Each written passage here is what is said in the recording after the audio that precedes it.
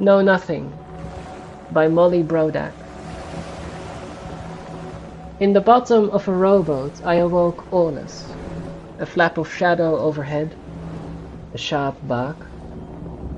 No life vest, no reed trap, nap worn, studying the shore for motion. Maybe help. First willows, then sycamore, grotesque oak, and then all of it, the glassy mine of nature, blank to suffering, blank to luck. The hot felt of sun like the first bald fact to render us to each other. I knew I would drift until I hit. I listened to the huge stone of my old self.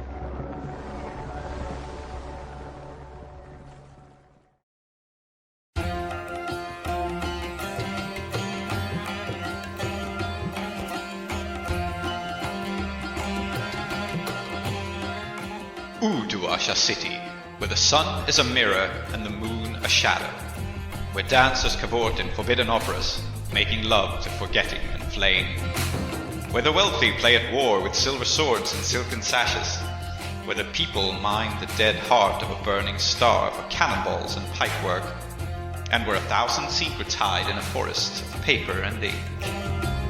Here, the 5 keybearers reside, the 5 who know the secrets of the broken gates of death. 5. 5 only. There is no 6th spire, forlorn and forgotten in the desert. There is no one who looks to the displaced, the poor and destitute and landless, whose ancestry has been stripped from them by foreign looms and foreign sparkcraft, and no one has ever heard of the House of Ending. But this is their story.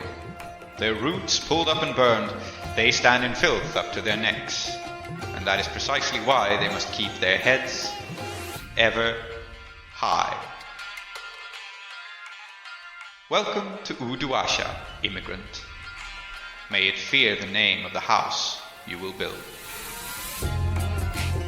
Welcome to Desperate Attune, an actual play podcast about characters with their identities in peril, played by an international cast devoted to fiction-first gaming, collaborative world-building, and complex character drama.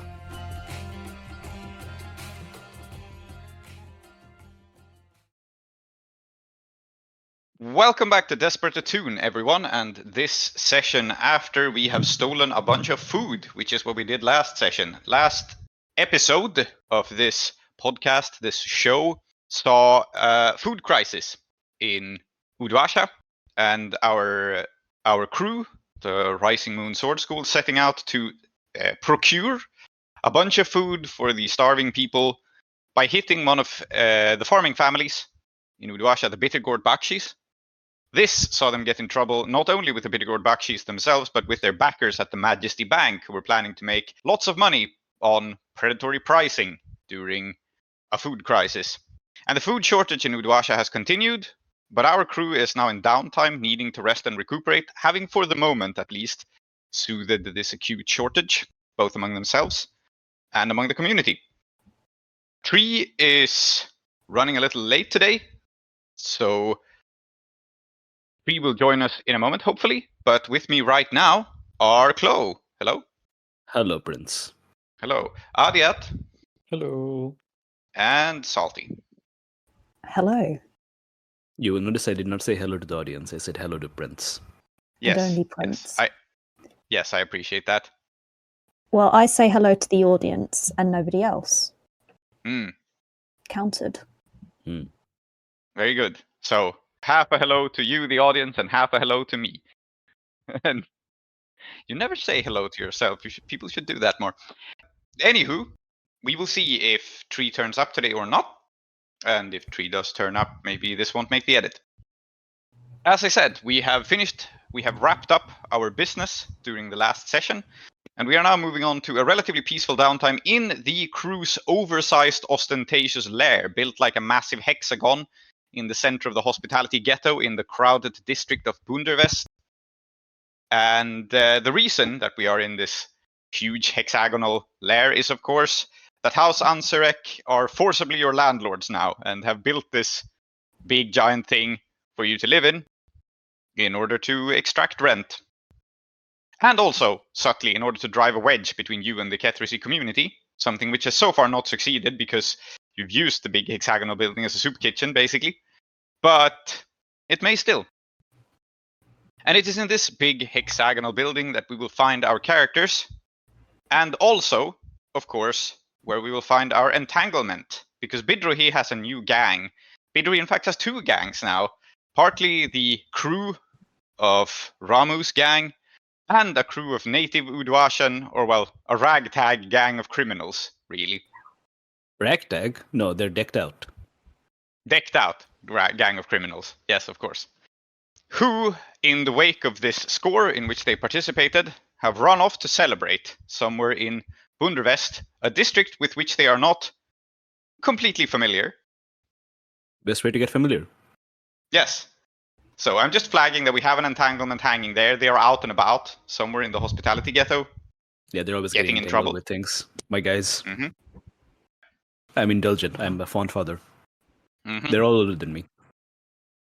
Yes. And also more experienced at being in prison. So there's that. But anyway, we will get to what that entanglement looks like in a minute. But first, what are our protagonists doing? Well, I have much stress and level 2 harm. I should do something about that. So your aim is to de-stress and heal. Yes. My vice is lovers.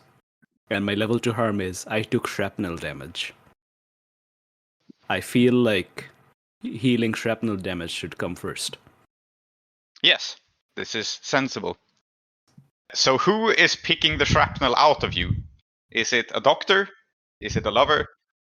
We got a guy. We got a guy. Yeah, he's someone's. Well, he's Aaron. I was going to say he's someone's lover, but then I thought about it, and he's not. Aaron is indeed very proficient at picking shrapnel out of people. And so I have a scene that I want this to lead into. But let us first establish that this is what Bidrohi is doing initially. Bidrohi's plan A is to get shrapnel picked out of his body, and then maybe go on a date. What about Clem? Golden-eyed Clementine. Where do we find you, and how does Clem generally feel about after this hit? You have long been like a person looking for a cause, right? And you've been with the crew for some time now, but I think maybe, at least in Clementine's case, this is one of the times where you can really see fighting for a cause having a tangible effect on a community, right? People were basically starving, people were not able to afford food, and now they are. So I just want to frame it in this context a little bit, like both where Clem is and their emotional state at the moment. And what they're doing, of course. Yeah, I think this is certainly one of the first times that something Clem's done has benefited a community in such a obvious way. So I like to imagine that we've discussed this previously. They want to get in touch with this community. They want to have somewhere to live properly. So I think what we might see is them at Roots' blacksmiths explaining to Roots that they've been squatting in his supplier's shed this entire time, and suppose I should probably pay rent now, right? I don't know how long you've known, if you've known or whatever. As in, you don't know if Woots has known that you're living in his shed? Yes. Yeah, very good. You still have like lifestyle 0, so even after everything that's happened, you don't really make enough money to afford rent. But sure, we can make this a short scene as well. But like I said, let's establish first where everyone is. So, Mushfiq, I guess same deal with you. Where are you? What are you doing? And what is your emotional state, really, after everything that's happened? Good question. So, where Mushfiq also is stressed, 2 level 1 harm, so not as bad as everyone else. Come get healed with me. We'll hang out with Aaron Pie. Yeah, and emotionally, I think Mushfiq is kind of feeling a bit blank, where like he's been saying again and again how, once he finds his ustad, everything's gonna be fine, guys. Just gotta find this stuff. And now, well, that didn't work out. So I think maybe a bit of soul searching is needed. They'll just have to, happen over time. Nothing mechanical needed for that. The two level 1 harms are rattled and Van de Graaff generator hair. I'm not sure where I got that second one from. I think this is a leftover from when you got electrocuted going after Jasper. Okay, and the rattle I remember was from a long time ago. That was from the bat punching episode. Mm-hmm. Why do you still have those? That's in goddamn November. Oh well, yeah, Mushfiq stuff is in the old sense, so he does, it doesn't actually do Fair anything. enough. But now he's got two of these, so I guess it's time to see a hairdresser. Yeah. Okay, so you're not going to Erin, you're going to a hairdresser to calm you down. I mean, it makes some sense. It makes sense because he can comb his hair down, and then that'll be nice. It'll make him less rattled as well. Mm-hmm. Yes. I think this is a lovely idea and something that ties you to the community as well, because I'm imagining the Ketterisi immigrant community probably has a lot of these like tiny barber shops, right? Yeah. That's like one chair or two chairs in like a little room that's barely a room. Okay, I am so ready for the scene where Mushfiq goes to a kindly little barber with a barbershop quartet who sings his problems away. Okay, but then it seems we have two people healing. So knowing what is going on, it makes the most sense to start this scene with Clem and their discussion with Woots. You basically were approaching him and saying like, I don't know how long you've known or if you know. And I think Woots mumbles for a bit as you come into his shop. And then he says, well, no, wasn't really using that shed for much of anything, it's not the Anyway, some help with the money would be welcome, but and he looks at you with this, like, he has a tendency to talk to himself, he has a tendency to keep his inside thoughts, his inside words don't always stay on the inside, right? Mm. And he mumbles like, might be other ways you could help, but yeah, rent. And yeah, he looks sheepish about the whole affair, clearly uncomfortable talking about money with someone he gets along pretty well with, working with. And so instead he says, or we could, I could actually, employ you if you'd like, and then we can call the shed a benefit of the job.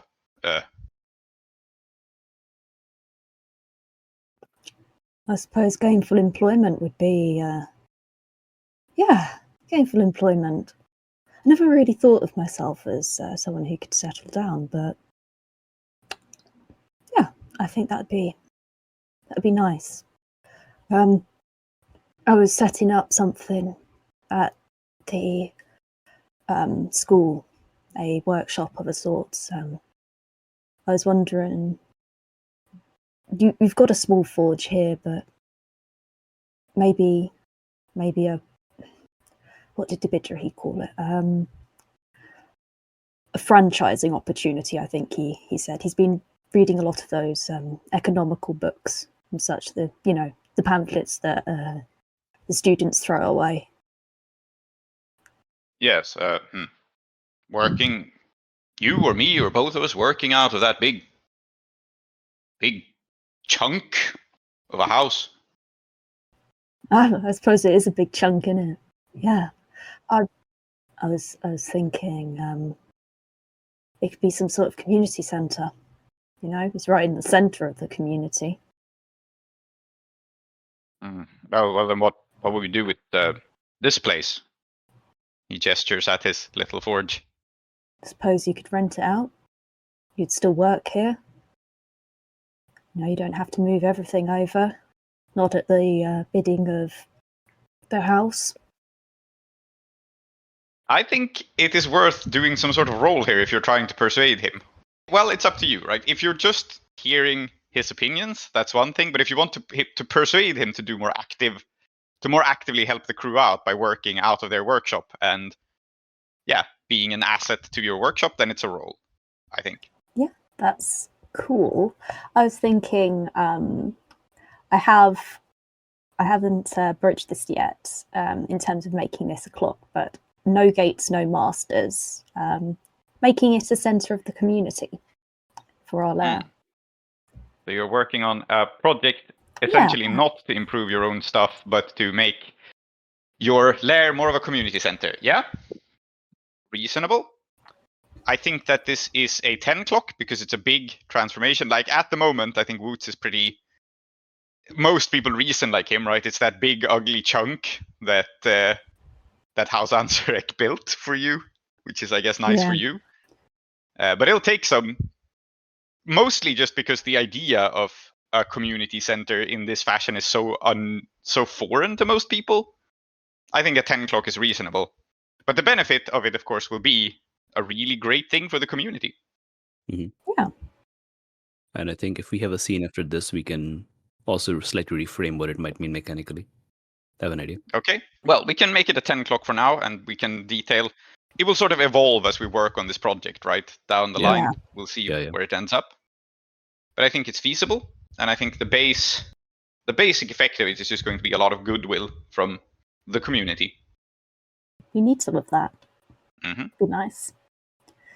Okay, so then I guess we're framing this as a fortune roll, working on this clock, and this roll will also represent, besides giving you ticks on the clock, how Woots feels about the whole affair. And Woots is the community, of course. Would it be a roll with tier? Would that be appropriate in this situation? It could be tier or it could be consort, because he is a contact. Like, since the roll is doing two things at once, I see either working here. Yeah, I mean, I'd like to push myself either way to get some stress up so I can go indulge in a bit. Okay. So, yeah. And he is my vice purveyor as well, so this is great for me. So I'm going to push myself and consort, because I think that makes sense for pushing yourself with it. Yeah. Cool. I think basically this role will represent how much stuff he physically moves over to make available for the community. So if this goes really well, maybe Woots will just come over and be like, yes, I'm fine with lending my tools to whoever needs them. Oh, let's see.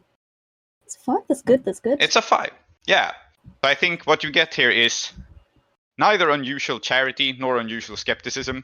And Woots, you get 2 ticks on the clock, first of all. And Woots taps his lips against his chin and he says, well, all right. So not quite employee, partners then? Yeah, partners. Shake on it? Sure. I'm going to need a new sign, he says to himself as he shakes your hand. And this is apparently the top of mind priority for him. So already as he agrees with you, you can see him think about what to call it.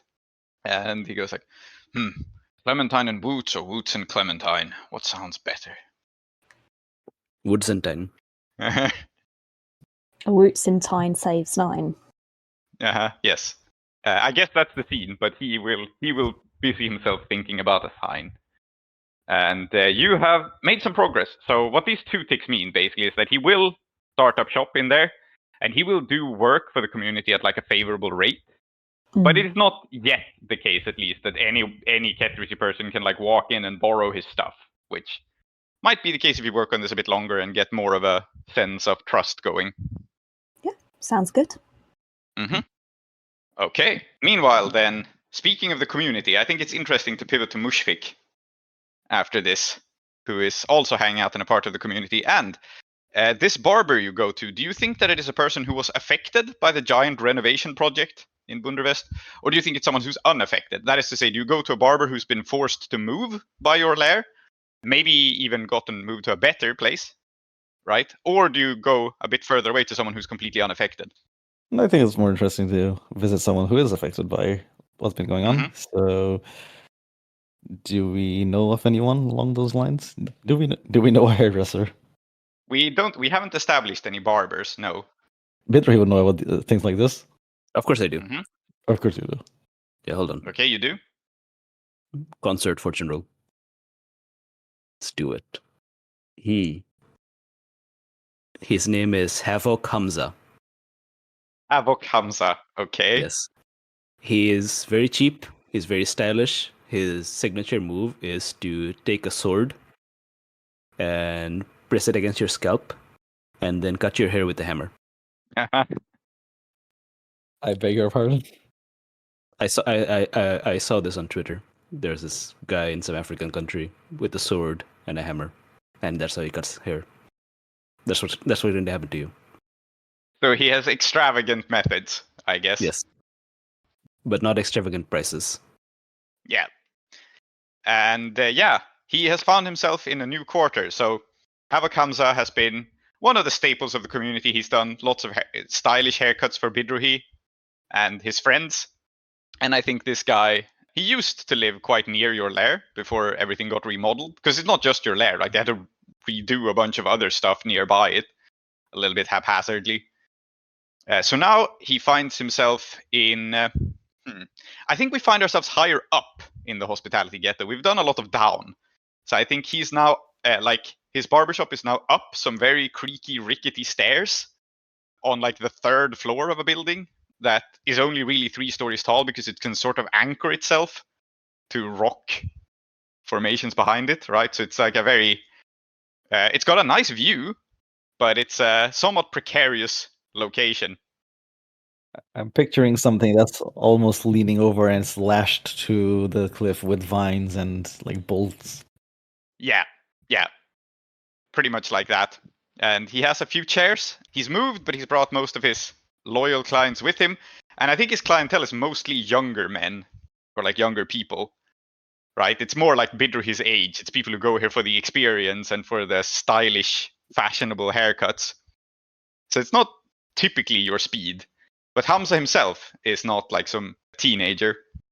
And so we see him guide you to the chair and he goes, "So, you want it with a hammer or a good old-fashioned way with the scissors and the razor blade?" He also does a thing with a candle. Yeah. Okay. Or I guess he goes, or the thing with the candle. Yeah, as I was saying, I think Mushfiq's normally unruly hair is, I mean, it's all sticking up. I guess he's essentially got almost like a perfectly like circular afro thing going on, right? And I think he looks himself in the mirror for a bit and he goes, "Yeah, I think I'm gonna need to use the hammer and chisel for this." Ah, good, he says, and he like sharpens the sword on the hammer casually. There's like a sliding them against each other kind of deal, which he probably just does for show. And then he says, "So, what's your story? You're new here.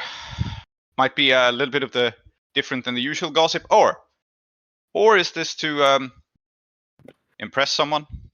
How can he not know Shirakatam? Yeah.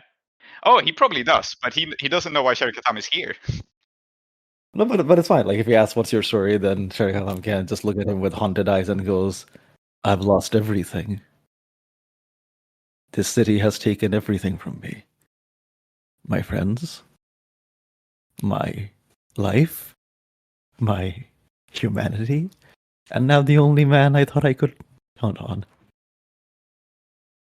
Would you like to know anything else?" Yeah. I think he sharpens the sword in silence for a couple of moments, and we hear this like grinding of metal, this like and then he says, "Yeah, the city is a bitch, my friend. I'm sorry to hear it. Recent, or have you been here long enough to really know her? The city, I mean." I feel like there's more to know, and the more I know, the more I'll hate it. Yeah. I agree she's strange, Udwasha, he says as he puts the sword to your hair and starts to work. I agree. She's fierce. She's cold. She doesn't care about you. And the boys and girls who come weeping here over cruel lovers, they don't really know the city. And yet, in a certain light, you have to love her, he says, and he gestures with the hammer out of the view of the artificial sun in the river. And I don't mean to say that's a good thing. I mean to say, she's a cold-hearted woman who treats you cruel, but sometimes you can't help yourself. Do you think you could leave? Yeah, I think Mushfiq he just nods and grunts a bit like, yeah. I mean, Mushfiq doesn't know what was it, Haval Kamsa. Well, there he goes. And you've been this your calling, or just what do you need to do to get by? Oh, everything we do here we do to get by, but I'm afraid, well, the city's taken everything from me too. Not in the way it has from you. Her cruelty is unique with every person. But I've had 3 families. Didn't really work out for any of them. But such is life, my friend. Sometimes I think about leaving, but I don't know where else I could go. I don't know if there's anywhere else in the world that is a gentler lover than Uduasha. And Mushfiq thinks about this and he goes, well, certainly not back home. Yeah, he tilts the blade a little bit.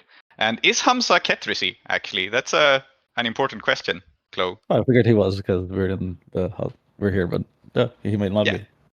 Yeah, I also assumed he was, but not everyone in Bundervest is Ketrisi. Like, he's from an immigrant family, but I think he's been here long enough. I think he's accuracy Iruvian. Okay. Yeah, interesting. So he has like a mixed heritage. Yep. I think Mushfiq's remark makes sense either way. You know, like I think like most people who've left home, going back isn't really an option. Yeah. He says, no, it's not. I don't know sometimes whether to blame the city for pulling us in and roping us down, or whether to thank her for being a place to rest, even if it's not the one we would have wanted, you know? Maybe drawing on his Captain Mackerel persona a bit, and he says Oh, that God. no, not in the voice. He just goes, "City is like a whirlpool. It draws everything in Iruvia towards it." Now, I've only ever seen it do that for the worse, but we're here. You know, we're here now in the center, and now maybe we can do something for the better. He pauses, I think, and he says, not many people who come in here are idealists. You know, most people I give a haircut, they're just looking for the next set of arms to run into. They cry over the one that left them, and they think about the next one. Only the exceptionally tragic say, I can fix her, he says with a big grin.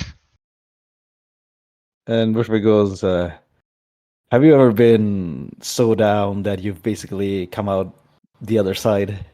Like where to live you have no choice but to believe that something can be done? I think I may have. Yeah. I think that's where I am now. Maybe it's advanced depression. Well, far be it from me to give you advice. I'm just here to give haircuts. But I've seen not that many stories like you, and even few that ended happy. But the ones that did end happy, well, mostly they involve the person in question getting laid, he says as he angles the sword. Bushwick, I guess, his mind isn't typically geared towards that kind of thing, and he goes, No. yeah, and he goes, yeah, I guess that's what I'm trying to do, in a manner of speaking. Well, then you came to the right fellow, because your hair looks amazing, if I may say so myself. And he steps back, having like sculpted your hair to an elegant and handsome look. And I guess now is where you make your recovery roll. He doesn't just step back. He uses his towel, and the towel creates a powerful gust of wind, and that blows the hair away. And that's how you see your Uh-huh. true hair. Yes. Hmm. And of course, he shows you your reflection in the sword. Because why not? He sculpted away everything that isn't the hairstyle. Uh-huh. Okay, how many dice am I rolling for this guy? I don't know. I feel like Hamza is badass enough that I'm going to give him 2 dice now. Oh, okay. 3 out of 2. A 3 and a 2. So it's only a single tick, unfortunately. It's alright. Uh-huh. I think you're probably still a little bit frazzled. But I don't think it's due to the fault of the haircut. I think he gives you a nice haircut, you know? Yeah. But it's a talk with the barber. Dark things come out, so yeah. Yep. Makes sense. It's a project towards recovery. You can spend a coin if you want to roll again, or we can leave it at that for now. It's fine. I mean, 2 level 1 harms, and with tough as it is, it's not really doing anything. Yeah. So it's fine. Working on that recovery clock. But it was a nice scene, I think. Yeah, it was. Yeah. Mhm. I liked Hamza Havoc. Sorry, Havoc Hamza. Good man. Okay, while we're here, I think very quickly I can also just try to indulge Vice as well. And this doesn't need to be a scene, right? I just want to, Grab a snack on the way back. just grab some on the way back. I think Hamza's barbershop is on top of a restaurant. Let's solve it that way. So you just pop downstairs for a snack when you're done. Are you eating murukku? Why not? Yes, okay, the lovely. Denture breaking snack. You rolled a 6, so you clear almost all your stress. I think partly why this works is that the lovely scent has been rising and like tempting you the whole time you've been at the barber shop because it's right below you. So it's like built up your appetite in a suitable way. All right. And we see a brief cut of Mushfiq just sitting, eating his muruku, looking out over the view of the river. Yeah, looking very handsome. Uh-huh. Yeah. The undisturbed view of the river because there's no commerce on it. Yeah. And finally, Bidrohi. So you are probably at your lair, right? You don't need to go to Aaron's. Or, well, it's an interesting question. Are you at Aaron's experimental underground steam-powered lab? Or are you just in your lair? No, I'm at the boarding house. I've asked Aaron to come. By which I mean my mom won't let me leave. That is how I wanted to set it up. So, in fact, the scene I have in mind does not so much involve Aaron, who has been picking out scrap from your, like with tweezers, just taking metal physically out of your body, and then cleaning the wound with spirits, and then bandaging them. He's very meticulous, so this is a very slow process. And your mother has been in to check on you like 3 times, and she seems increasingly agitated each time.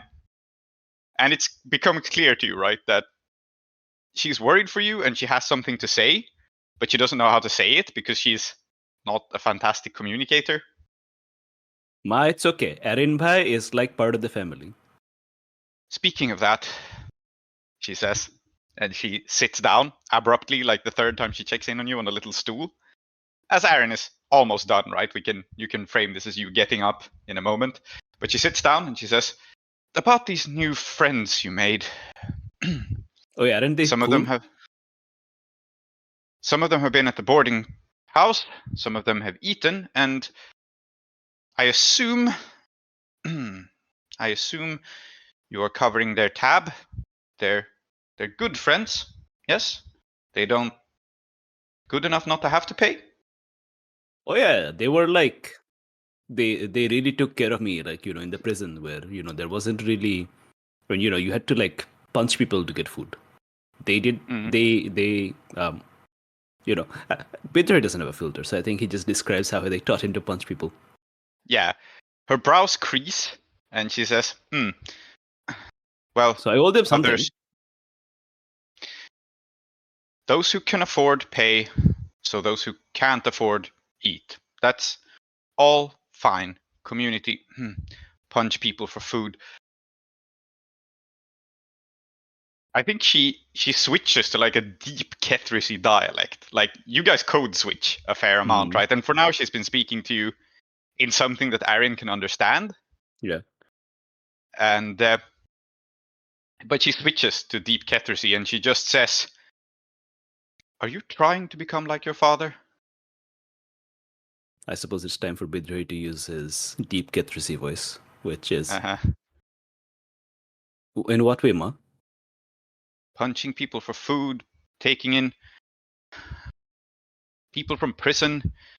I never liked... Well, I learned to like Mona, but she spent time in prison too. All these behaviors, they're not like you. You're changing, and he wasn't. Rama was never even. And she switches back, I think, to Standard Harathi, and she looks at Aaron, and she just says, Go, I'll take care of the rest. Thanks, Arin bhai. It'll be fine. Don't worry about me. He gets up and he says, well, I must object to the... And then he gets physically ushered out of the room. See, Arin bhai, he just like, he can't stay away. You know? Like when he loves someone, he can't stay away. Bidrohi says, this is not ironic. This is literally what he thinks Aaron is like. Yeah. And she says, well, that may be, but he can't be here for this. I've seen how they look at you, Murad and Mona and Pilot, and they don't think of your father anymore. They see you. And he takes up the tweezers and she starts doing Aaron's work, like, because there's a little bit of shrapnel left, right? And she pulls out a hard piece of metal with quivering hands, almost not caring about hurting you. And she seems, very agitated. I'll just roll to see how this healing is going, and then I will continue the scene. And a roll for Aaron. I think that's fair. Mm-hmm. Yeah, absolutely. He's done most of the work already, so. It's a 5. That's fine. Mm-hmm. So 2 ticks towards healing. Mm-hmm. Maybe we'll do another one while we're still in the scene, but I think Bidrohi says... So we're speaking Hadrati now, right? No, I think now that you're alone, she's switching back to the dialect. Okay. Ma, but like... What exactly is the problem that you're having? It sounds to me... But do you want me to... I don't know, just give up the sword and give up all that we're doing? Because like... I don't think it's possible to say because like in this dialect. So I think he'll just say, do you want me to give up the sword? Because I do not think it is possible to do what we are trying to do without succeeding at what my father tried to do. There is a long moment of silence, and then she pulls out another piece. And then she says, quietly, very quietly and very concerned, but in privacy in this enormous stone house, she says, he isn't your father. I am sorry, what? Moss is not your half-sister. I'm sorry it was for your protection. But now I see you become like him, like a man I never loved. He's not... When I married him, I already had you. Feather Uncle is not your uncle.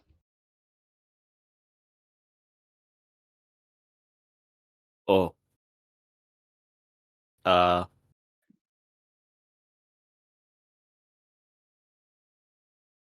So Uzra is my half-sister? Yes. Yes. I cannot bear to see you become like the man he raised you and he took care of you and he protected you when you needed protecting. That is why. Okay.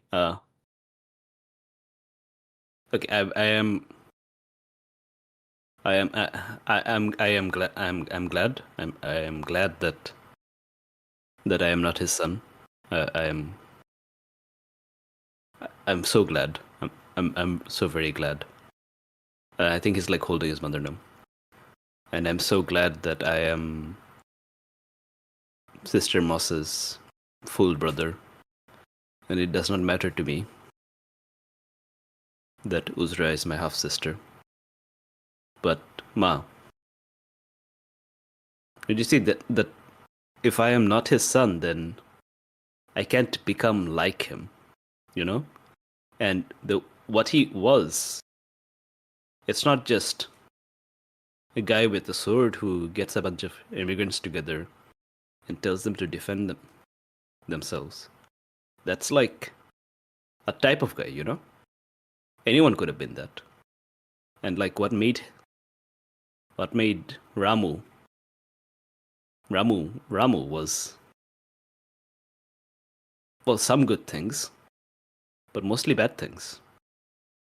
And I don't think that just because I take up the role that he left behind, because someone needs to.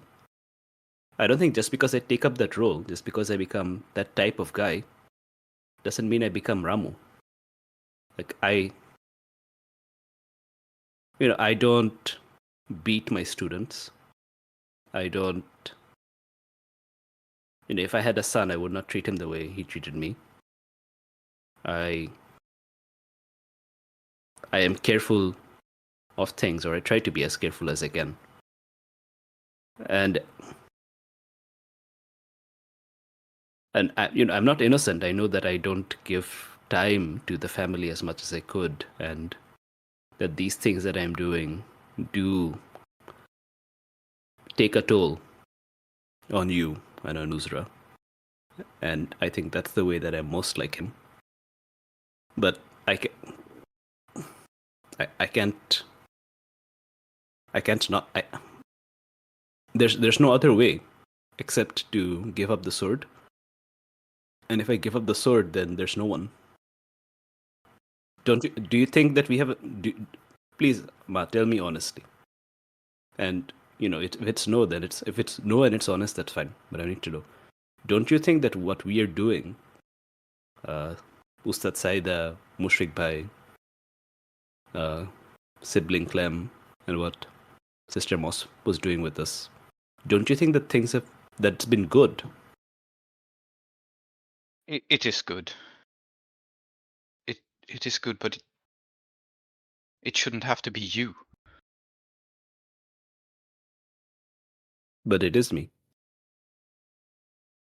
And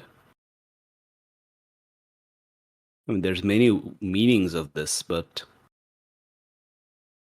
like a sword is like a cutting motion, right? Like when you make that cut, it happens, and there's a follow through and a momentum, and like what the sword leaves behind, that can't be undone. And of course, like I'm talking about swords because that's what we're talking about in the school. But it could be anything, right? That's just life. Like I've done it. I was in the position.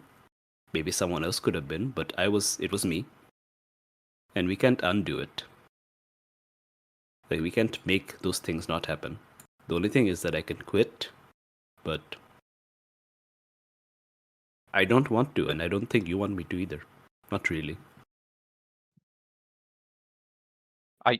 I'm not done with your wounds. But it's right what you say. The gentlemen talk about warrior poets. I hoped you would be a poet. Maybe you can be both.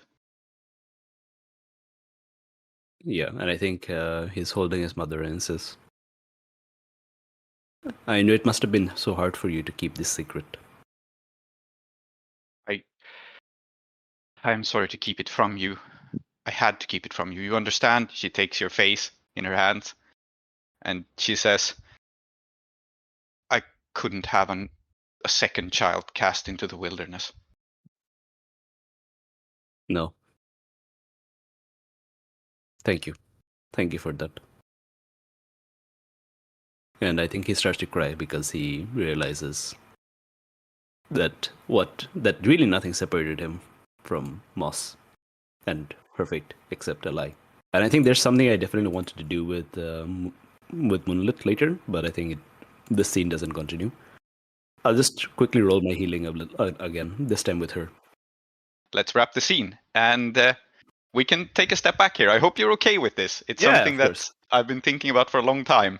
Yeah, it doesn't bother me. Uh-huh. Nice. Thanks. I liked it. Fuck Ramo. Fuck that guy. I thought you taking over his gang was like a perfect time to introduce this, especially you getting like a prison gang of your own. So Yeah. So I rolled my healing again, and I got another 2 ticks, so that I'm now lightly scarred, level 1 harm. I think that's fine. and of course, an implication of this too is that you could have been thrown into the wilderness when it was done, but you were not. Yes. And for this, I'm grateful. I think I'm going to compose a letter to Moss and send it to her. I don't know what that will be or how we're going to handle that. Mm-hmm. But she should know. She should. Yeah, that's the scene. And you have spent your 2 downtime actions healing. I have a third because I am calculating. Uh-huh. What is your 3rd downtime action then? Well, I want to go see Mumtaz. I think now the scene acquires even more power. Mm-hmm. Yeah, let's check in with everyone again to see what we're doing, in what order makes sense to do this. So let's also check in with... So Mushfiq has taken both his downtime action. Clem has only taken 1, though. So what else is Clem up to? I also have to indulge my vice as well. Is it possible to combine these somehow? I mean, the setting up the workshop at the community center is a way for these scenes to be united, I suppose, if there is an encounter at the lair/community center. Because it feels like it naturally flows from Clem's last action that this kind of has to take place in the workshop, in the lair. Right. Yeah. I mean, have you given Mumtaz a proper MTV cribs? Tour of the place? No, we have not. I mean, I think the main difference between MTV Cribs is that MTV Cribs is gloating and jubilant, whereas we're going to be slightly apologetic. Mm-hmm. That's fine. That just makes it not American MTV Cribs. Yeah, I mean, it's going to be jubilant because, sick crib, but like at what cost? Yeah. Okay, so if we want to make this a joint scene, then we have Mumtaz getting a tour over the lair as Clem is working, I suppose, in the workshop. Yeah. So tell me, Clem, what are you making at the moment? Are we seeing you like smithing as this is happening, or are we seeing you work on like related device things, right? Are you doing more quiet work, sanding something down, or making a handle or something, or what's the vibe? I think the vibe is Woot said he wanted a new sign. That's what Clem's doing. So finishing, Making a sign. Perfect. Oh yeah, and that actually, I guess, ties into your heraldry and ancestry thing. So a brief paint the scene question, because I think it's an awesome thing to have in it. What signs, what like messages are there in the sign that only Severosi can read? Like what sort of heraldry have you worked into it that means that people of Severosi heritage can see that this is a Severosi smith, and perhaps even like who you are? Ooh, I think beyond part of it being forged with ancestral steel, there are I think there are flecks of other metals involved, so it almost looks from certain angles like the night sky. Perfect. Yeah, so you can catch this from some angles and realize a Severosi smith works here, and maybe even read in the constellations like your lineage of teaching, right? Yeah, exactly. Yeah, there's master heraldry going on. Mm-hmm. Yes. So we see you do this very careful work of inlaying as Bidrohi and Mumtaz enter the workshop area. And yeah, Bidrohi, what's your vibe? What are you like touring around? Are you dressed for a cozy indoors date, or are you still in your flashy outdoors clothes? If you get what I mean, are you like dressed up, having come back from like a play and a restaurant date or something, or are you more this is a chill date at home vibe? I think it's hey, come over. I haven't shown you the new place. Also, I found out a horrible thing about myself. Sort of vibe. It's not a real date as such. Yeah. Uh, So you're not like Therapy dressed session. up to the nines. No, just the sevens. Bare minimum, you know. Yes. Mm.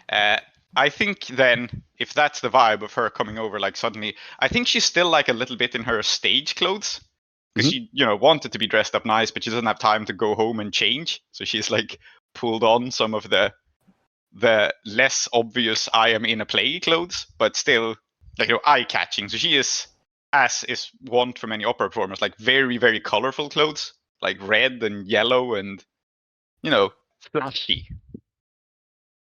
And I think that's what stands out as you pass through the workshop area. Clem, I forget, Clem, have you even met Mumtaz before? Oh, yes, you have, briefly in the dressing room with Tamira, Yes. right? And she stuck around. Uh-huh. But you had definitely been introduced at the party before that. Mm. Yeah, Bidrohi, how do you introduce the workshop area to her? I guess we'll Yes. start there. I think it's been like flashing back a slight, but not like starting from like the beginning. I think Bidrohi has just been. I don't think he's like gotten to the bombshell yet about like his parentage, but like clearly there's something on his mind. And I think he's been unusually subdued as he's just been kind of like asking her about her play, asking her a lot of questions about herself. Usually he talks a mile a minute, right? Today he's just listening and he's just like taking her around and like I think we spent some time like looking at the soup kitchen, which I do want to linger on her reaction to that.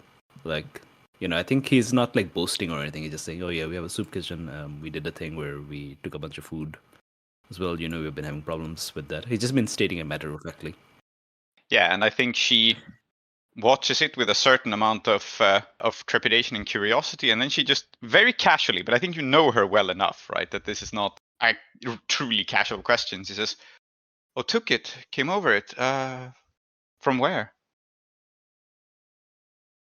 There's this family in Gilly Gully. I don't know if you know much about them. They were called the Bittergourd Bakshis. And I think it's like leading her away. She says, and there is this thing where she goes like, "Yes, okay, I may or may not have heard of them." That's how she plays it. But again, even though she is a con artist, you know her well enough that you can tell that she actually is quite familiar with them, it turns out. Mm-hmm. And she's just trying to play that off cool as if she's not. Yeah, I think he files that away for later because he has plans with them, right? But like he's still a bit despondent, right? Well, he's very despondent actually, but he's still playing the polite host and he's like showing her around. And I think like as we head towards Clem, like I think the thing that I'm trying to stress to her, and this is me as Zoheb, I don't know, Bidrohi is intentionally thinking about it. I don't think he's manipulative like that. But what I want her to start to see is that so the last time Bidrohi and Mumtaz had a conversation on screen, it was about how she is going to buy a mansion in, where was it? Udaput? Something like that? Ash Cloister. I think she wanted to stay in Ash Cloister. I think. Okay, yeah, it was that a- makes sense. Mhm. Yeah, that makes sense. And, talked about moving in and so on. And we had that scene where he imagined his life like that. Yeah. But now I think like he's showing her this big ostentatious like tiny palace that the demon houses have built, and he clearly doesn't like it. But like there's so much activity here. There's definitely no sign of like leaving, and people have been like hailing him, and he's been like polite and so on. People know him in this area. So I think like this is her first like encounter with him at his center of power. Yeah. So I want to kind of like seed that idea that maybe he's not leaving. Mm-hmm. Maybe he shouldn't. Absolutely. Yeah. Yeah, and I think this is when we head towards Clem. Not because there's anything particularly interesting about the workshop that she should see as such, but like, well, Mushfiq's not here. Saida Auntie is question mark. We'll catch up with that later, I guess. But sibling Clem's here. Let's say hi to sibling Clem. Yeah, so let's see the workshop more say hi to Clem. Which again, she knows Clem. She has a somewhat favorable impression of Clem, I think, because if I recall, Clem intervened to semi-save her from Tamira. So, yeah. And Mumtaz glides into the room and sees Clem working on a sign, of all things. Mhm. And she raises an eyebrow and says, like almost flirtatiously, but that's just how she talks a lot of the time. Like, ooh, what you got there?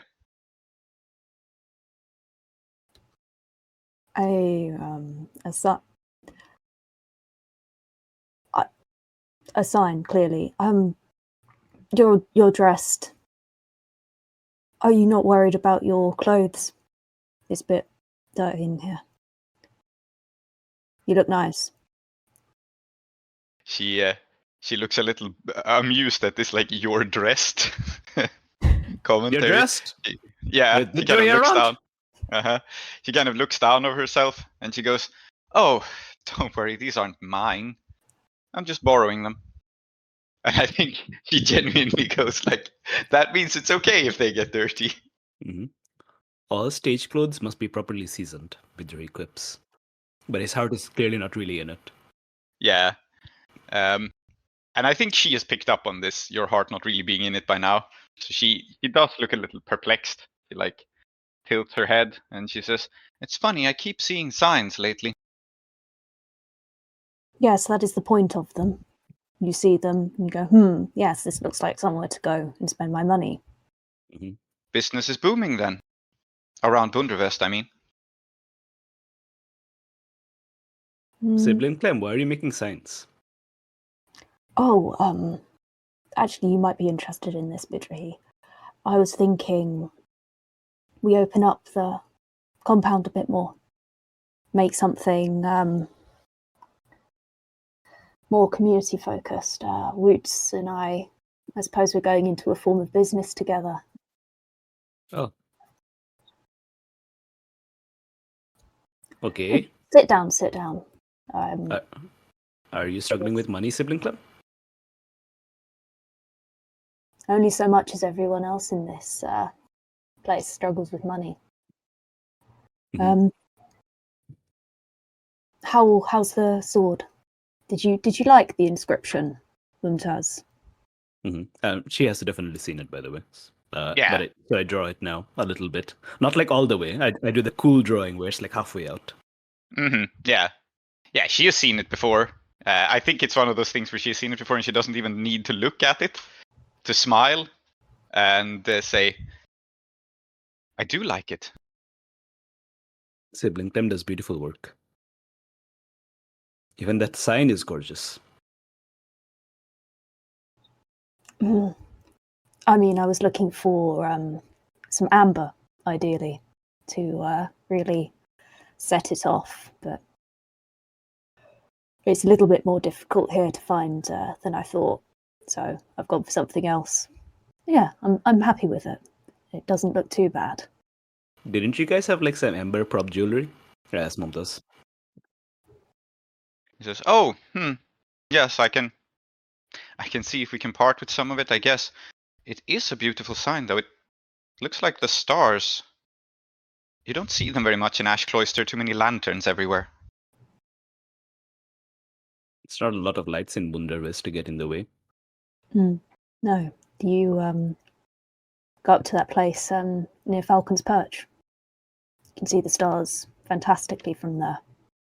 "I'm familiar," she says, and I think she blushes a little because that's the make-out point. This has been established. I think Bidrohi just gives a small smile, but is still looking at the sign. Were you not looking at the stars then? And I think Clem cracks a smile at this. I'm mocking you, but it's friendly. It's friendly. Yeah, I think she says, I find one looks less and less at the stars when one, well, is one." And she kind of tilts her head in a joke back, because she is a rising star in she's becoming somewhat of a minor celebrity now. Bidrohi was going to, if Bidrohi was in his better mood, he would have said something that I'm not going to repeat. Mm-hmm. but it involved the moon. Mm-hmm. Mhm. So he's just looking at the sign, and then he says, "We're all like going places. Mumtaz, she was always so good. She always had the potential. But like in these past months, wow, I'm okay. So I'm making him sound like less. I don't know. Maybe like the voice I'm doing is like too insincere, but like he's not being insincere about this. He's genuinely being like, yeah, she's like, really growing. I'm so proud of her. I'm so lucky and all that. And like he really means it, even if it sounds a bit distracted. So I want to make sure the tone comes out right. So he says that, and he's looking at that sign, and then he says, and this community center that would really like, sibling Clem, you and I haven't really talked about this, and I think it's the sort of thing that maybe we should have talked all together about, like this community center idea. And there's a slight reproach there because obviously this does affect everyone. But then he just quickly adds, "But I like it. I really like it because like Mumtaz, I mean, you've seen this place, and like we haven't really talked about it very much, but like." But this big ostentatious like building and all that, like, okay, the previous place was a shithole, but it really hurt the community. Like, they're making this for us and then forcing us to be here. Like, we don't really want to be here, but now we have this building. And sibling Clem, like the idea of turning it into a community center, that's like really fucking cool. I really like that. But there's an obvious problem there, at least obvious to me, which is that we are currently here and like, we are a gang, right? Let's not beat about the bush. We are a gang. We're here for the community, but we're a gang and people have tried to kill us before. And like, if we go full community center and like turn it into something else, then like, it does interfere a little bit. How can we resolve?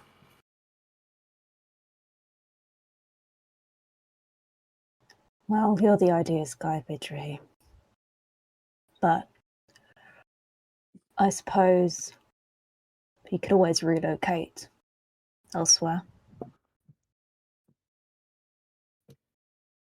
You don't have to stay here just because it was the site where the Rising Moon was founded.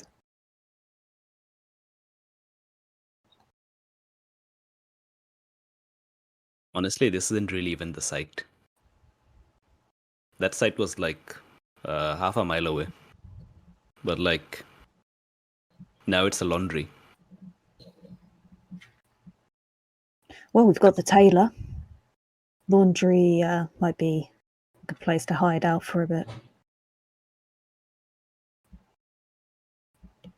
This is like stroking his chin. And I think this is an interesting moment for this to also rope in Mumtaz, because like if we're talking about relocating, and then we're talking about like we could go anywhere, right?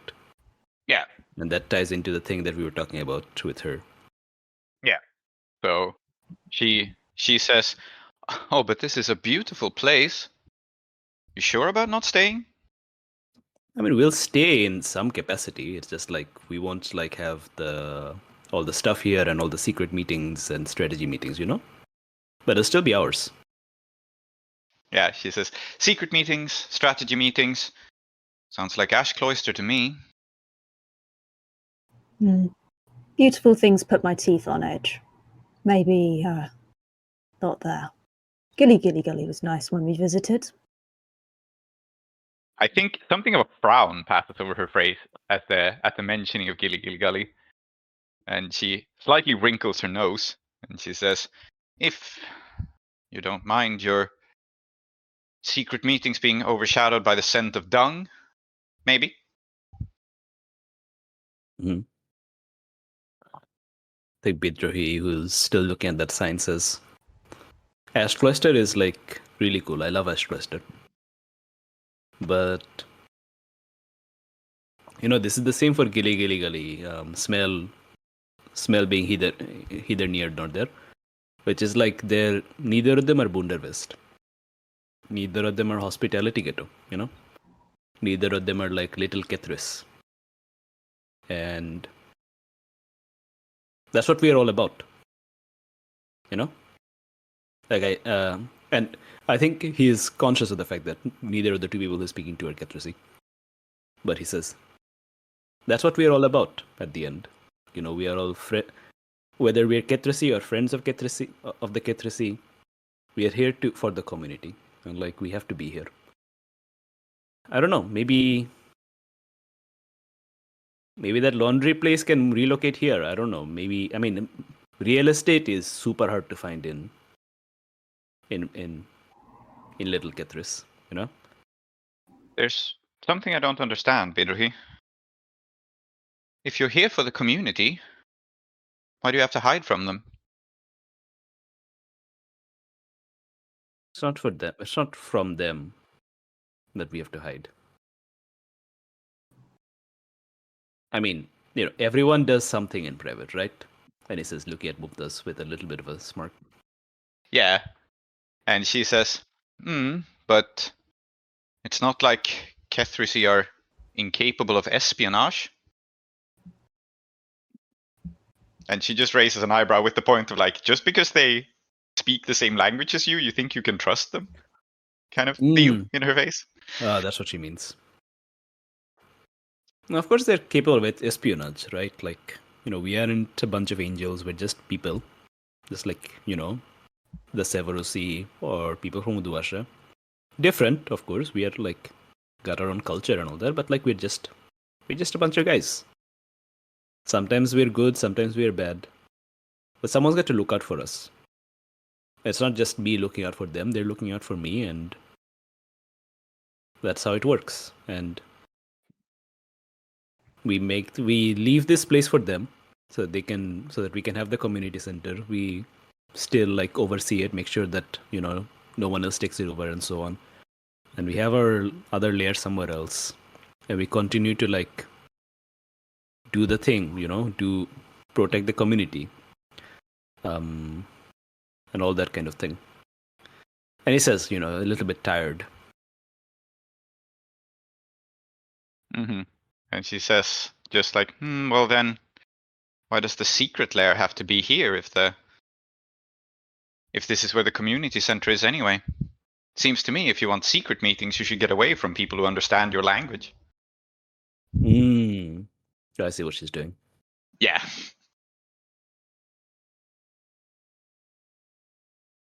Yeah. I think he looks at her. And I'm not sure how Clem's reacting to all of this or how much they're picking up. But I think he's looking at Mumtaz. And Clem should feel free to interject at any time. But he's going to say... Yeah, but imagine this, Mumtaz. Imagine like your Kethrisi or... Okay, no, imagine, let's say Uduasha, right? And Uduasha is like got its own thing going on. And like there are some guys who are like far away, and it gestures northwards where the Imperial City is.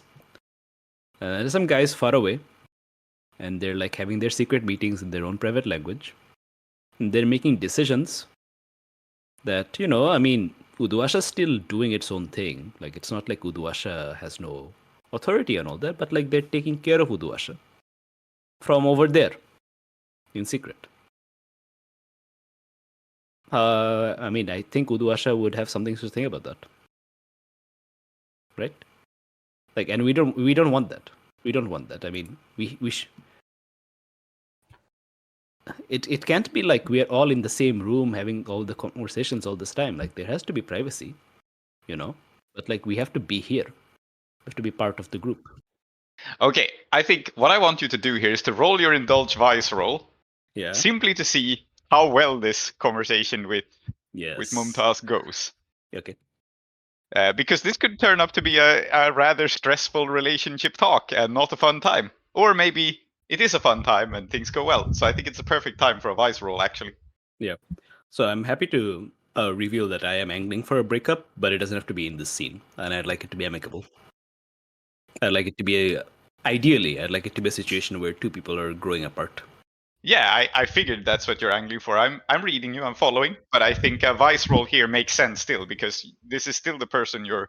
Yeah, Mhm. because maybe it doesn't go amicably. Mm-hmm. Ooh, it's a 4. That's not too bad. Okay. I am by Clem's fire. I claim Clem's fire. Yes, you are by Clem's fire, and Clem, you might as well go ahead and make your vice roll in this moment because I think you are working on a sign and all of this heraldry and stuff, and there are people discussing heritage around you, so I think there is some symmetry here. Mm. So why not? And you roll a crit and Yes. overindulge. I don't overindulge because I take one away from that. Yeah, you're also by your fire. Nice. Yeah, excellent. So, Bidrohi clears some stress, but not all stress. 6 stress. Yeah. And I think what Mumtaz tells you is like, I understand your point, but people on the ground still navigate by the stars, and I'd rather not be on the ground. And I think the thing here that sneaks in a little bit, it's not that she has contempt for the little people or anything like that, but she doesn't want to be the little people, right? And I think that's something you can tell quite clearly about her. Yeah. In this moment. And I think she knows that Bidrohi doesn't want to be the little people either. But like he's conflicted in that respect. Mm-hmm. I mean, I have a follow-up to this, but I'm interested in seeing what Clem has to say. And I'm not pressuring. Maybe Clem doesn't have anything to say. I think Clem puts down the sign from where they're sanding it, and you should be careful then. And I think her lips moved to say Tamura, but no, Mumtaz. You should be careful. Too much ambition.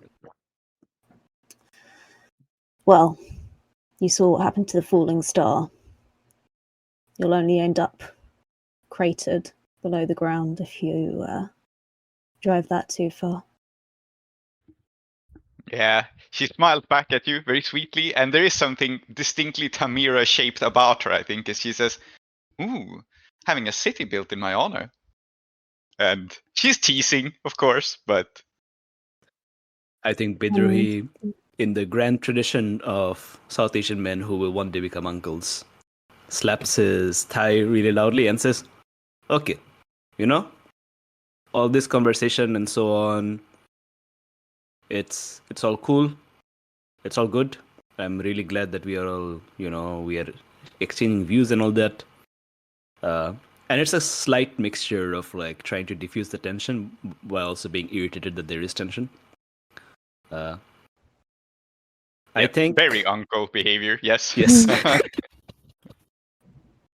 He just says, I think it's it's we have that soup kitchen down there, and like it's not.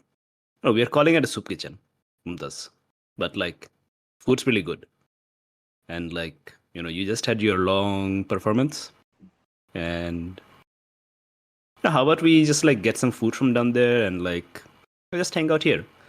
Clem, do you want to join us? Have you eaten? I can tell you haven't eaten. No, I have eaten. What's the time? Exactly. He names a time, which means you haven't eaten. No, I should finish what I'm doing. Seems like you have a lot to discuss. I wouldn't want to get in the way of that.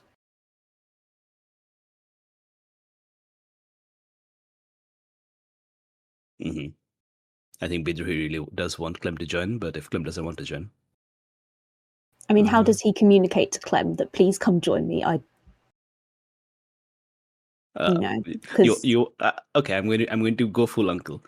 Now, sibling Clem, what are you doing? No, come. No, come.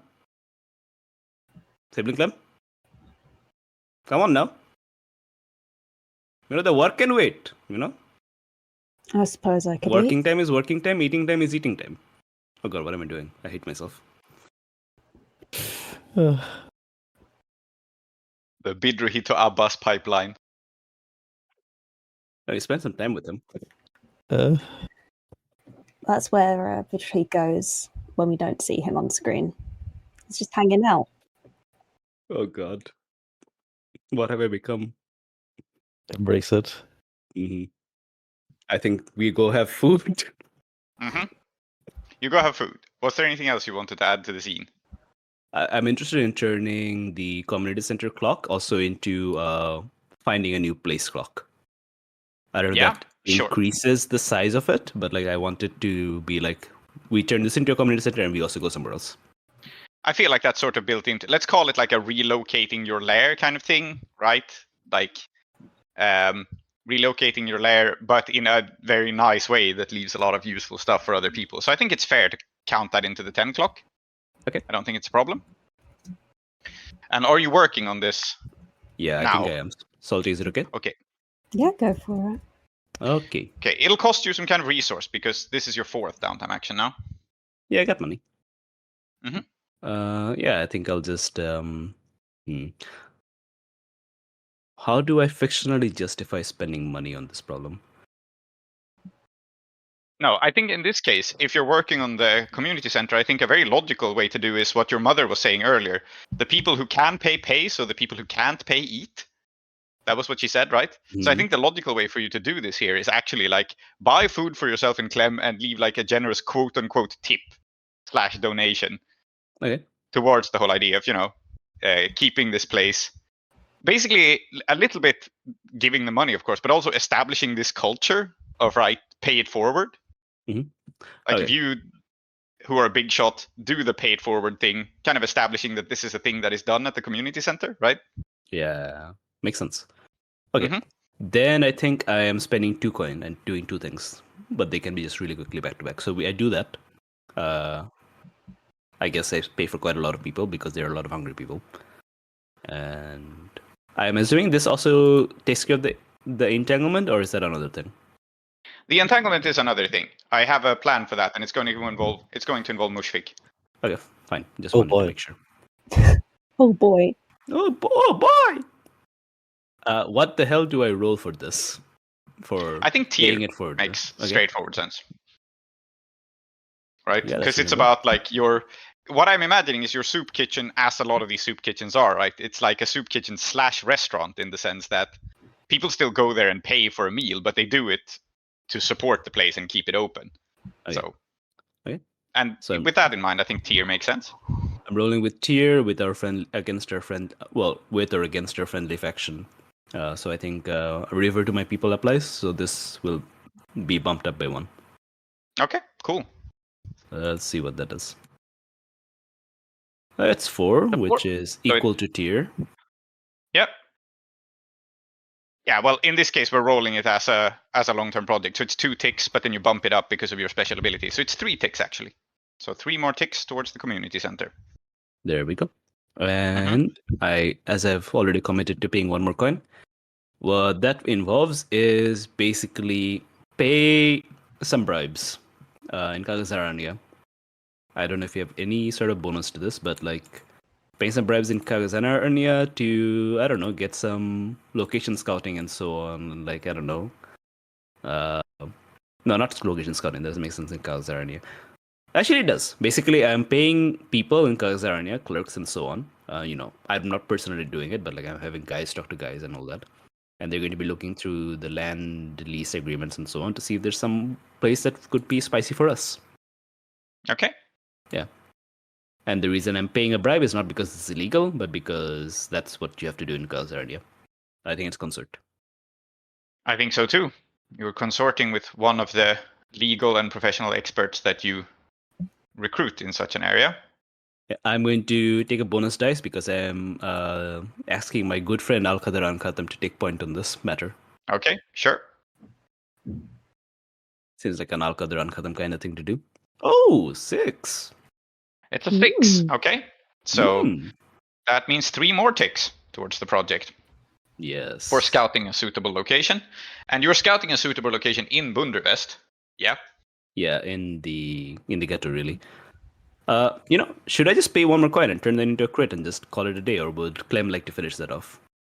No, I mean, if you want to, it's fine. I mean, I have an opportunity to do it, but it is your project. So I require your consent. Yeah, if you'd like to do that, it's fine with me. All right. Okay. Let us just spend the money and just have it be done with. Al-Qadr Ankatham spends money like water. Yes. We'll.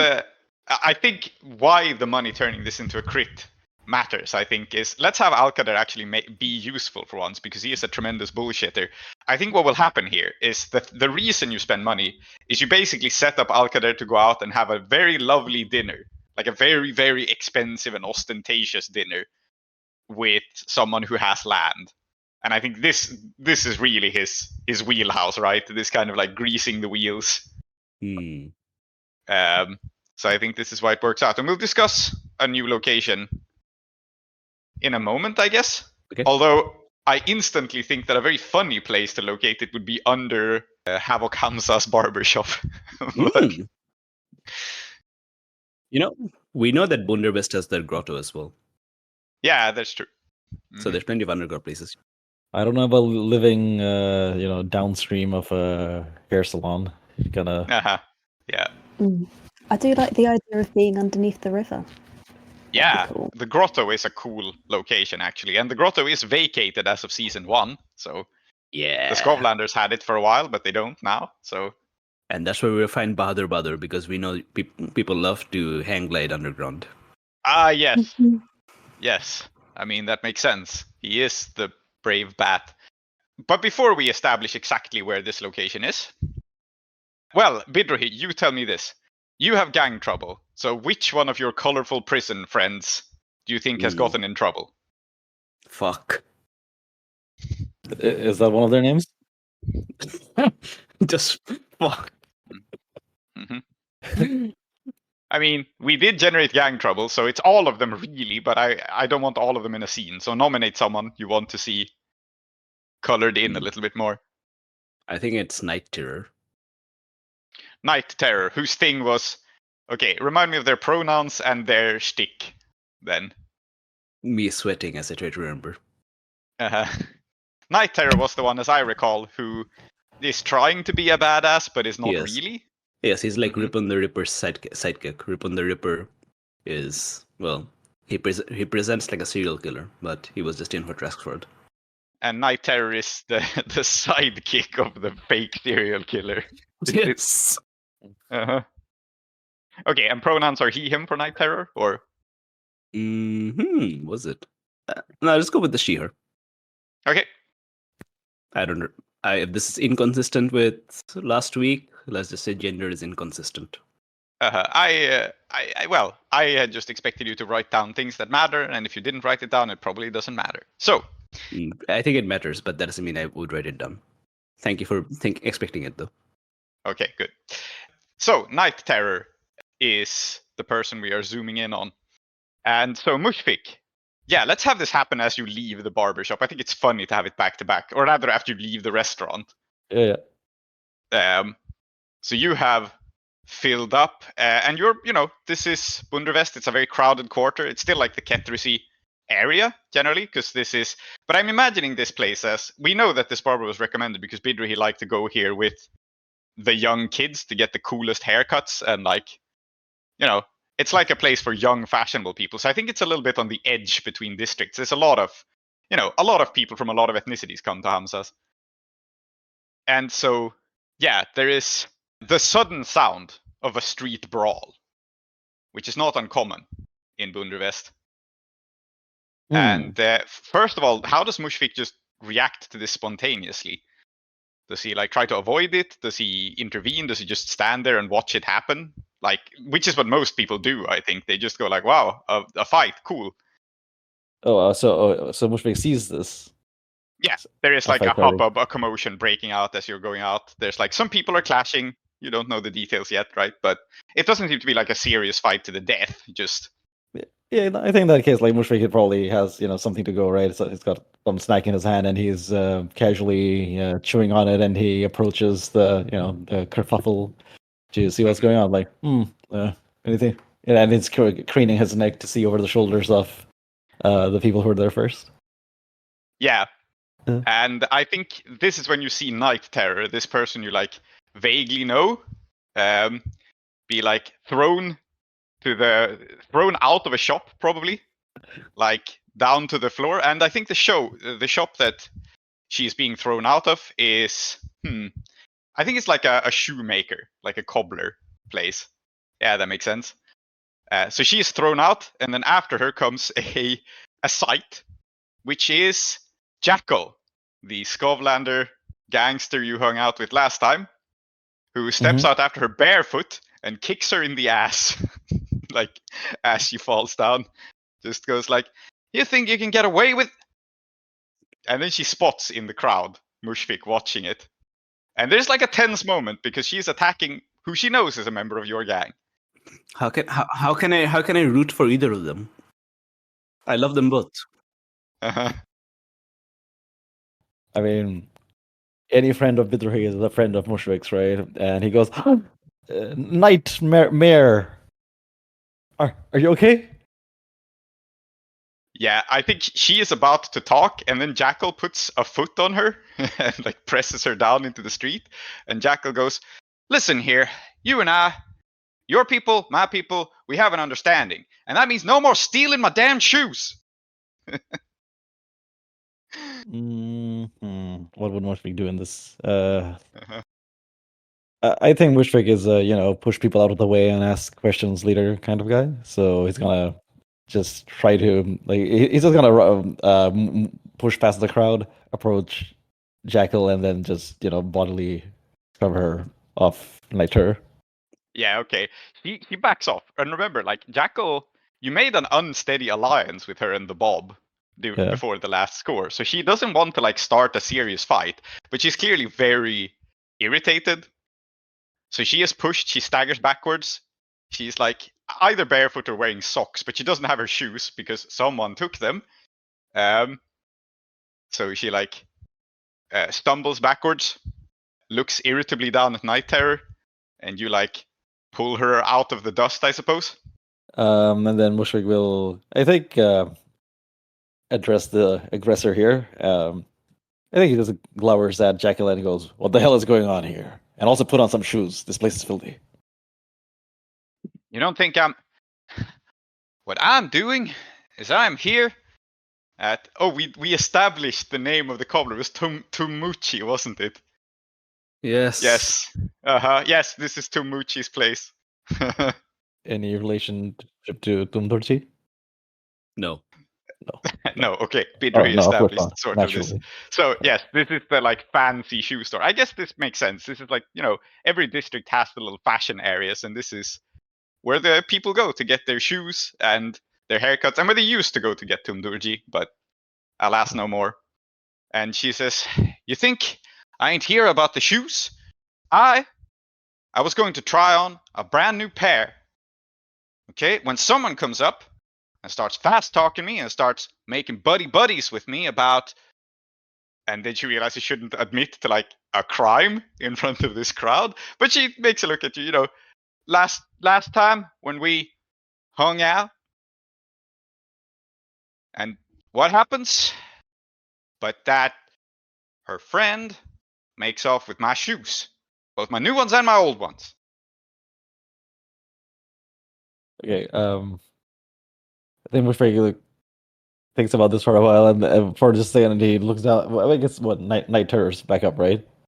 Yeah, Night Terror's back up. Yeah. She's definitely been roughed up. Like Yeah. she's been shaken about, probably punched a little bit, thrown out, and then kicked in the ass.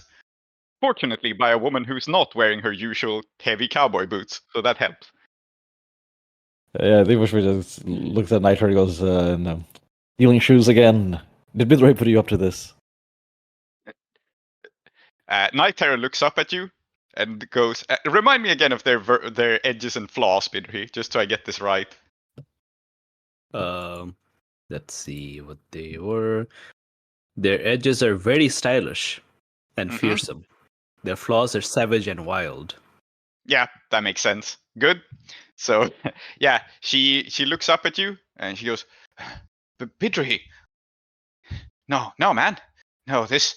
Well, he didn't put us up to his yet, but the shoes.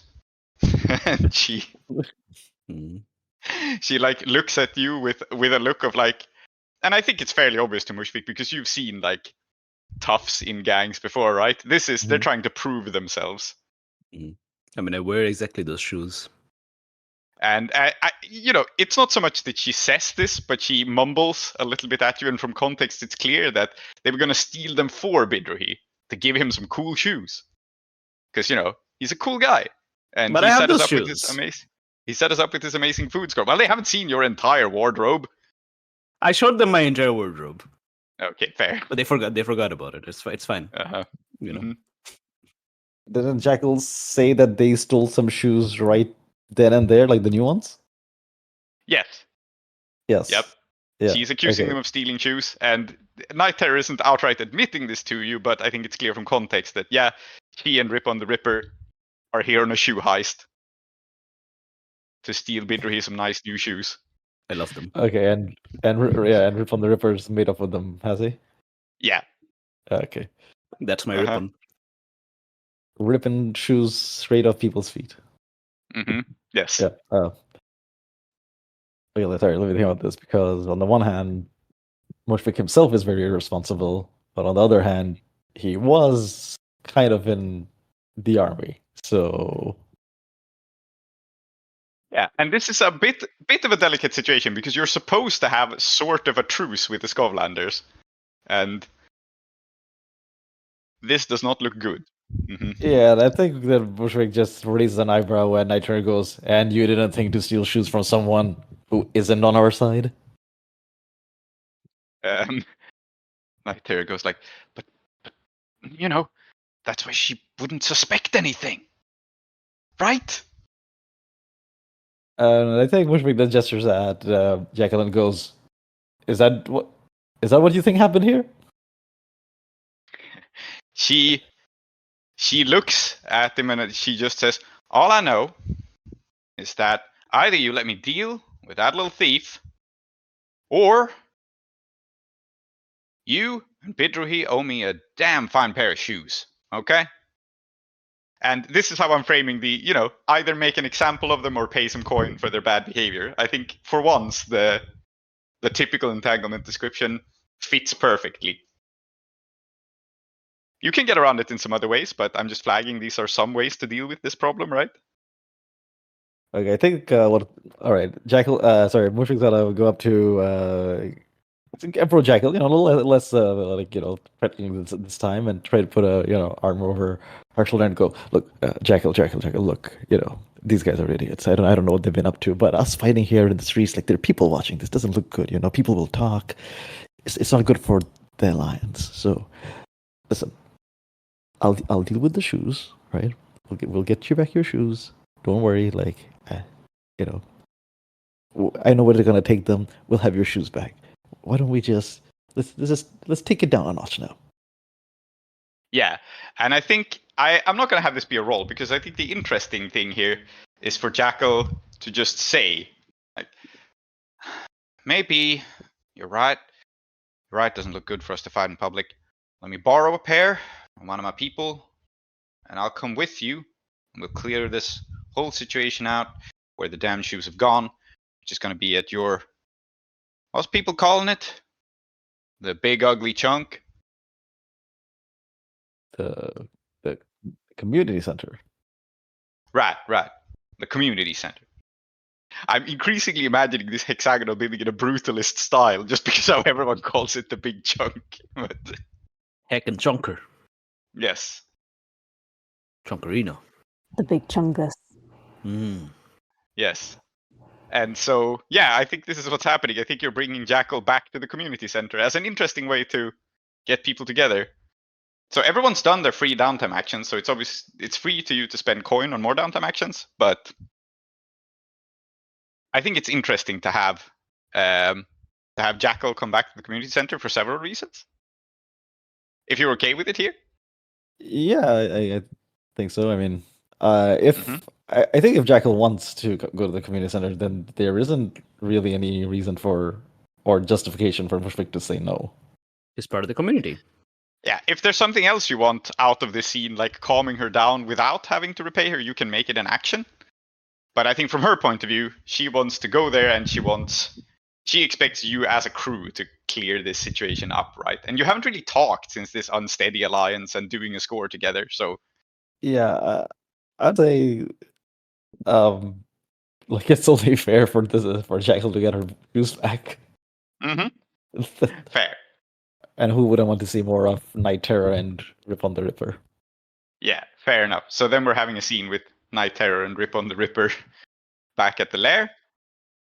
And also with Jackal. You know, the fact that we may have to spend coin on this implies that we can't just give the shoes back, which implies that something happened to them on the way towards me. Yes.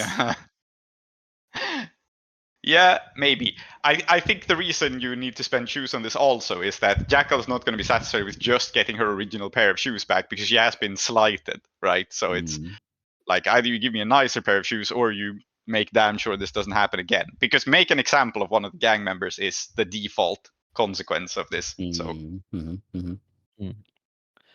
but yes, okay. Do we have anything else set up before Jackal, Rippon, and Night Terror? Is there any other scene you want to happen? I think this is fine. Okay. I'm good. Then we'll chain it into it. Cool. Then I propose that we take a short break and then we get back to a scene in the lair, which everyone can be in. I think it's interesting if as many people are in it as possible. And then we'll do some boot leather diplomacy. Here close the doors to the house of endings. Those who dwell within are Zoheb, called Klow, Aadiyat, called Soap, Symmetry, called Tree, and Salty. I have been Prince, your host. Our city of Uduasha is based on Blades in the Dark by John Harper and Evil Hat Productions, with special thanks to Johnstone Metzger. Follow us on Twitter or support us on kofi.com/desperateattune. If you want to engage further with us, we also have a Patreon at patreon.com/desperateattune, where you will get our newsletter, extra content, and updates from Uduasha.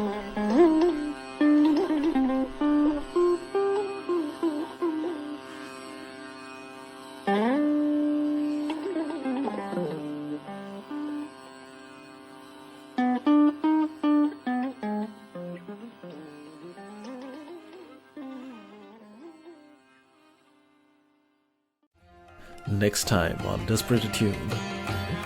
I can leave your friend trapped here. In this time, with this body, and I can grant you a little respite. But I really only mean a little. I have the means to begin the end. Curious, but I was wondering whether you might provide me a means to end this beginning. But I wondered whether you might know a way to change this demon's name, and by doing so change its very nature. I can change it if you do not wish to be changed. Yes, that is within my power. But it is considerably harder and more taxing. When have you known me to choose the easy path?